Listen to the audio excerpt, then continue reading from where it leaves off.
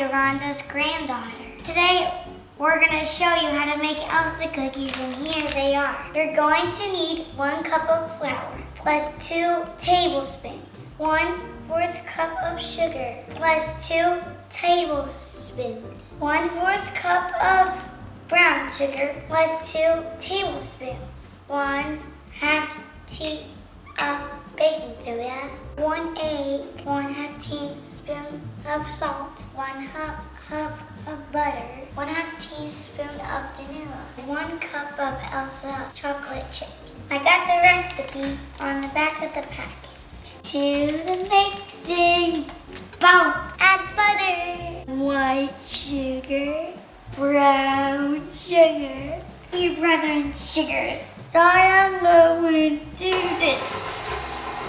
Then increase your speed. It's time to turn it off.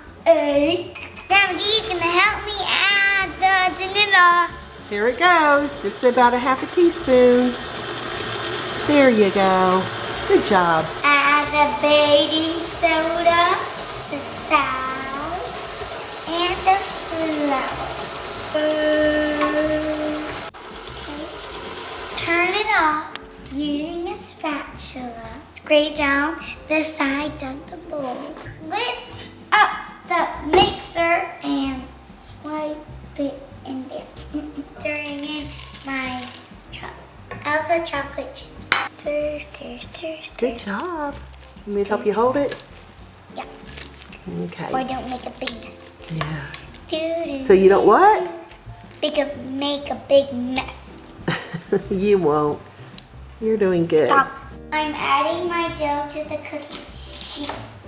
There you go. Off to the oven. On the middle rack at 375 degrees Fahrenheit for the next 9 to 11 minutes. Use your timer and no peeking. Here's our baked ELSA cookies. I'm gonna try one.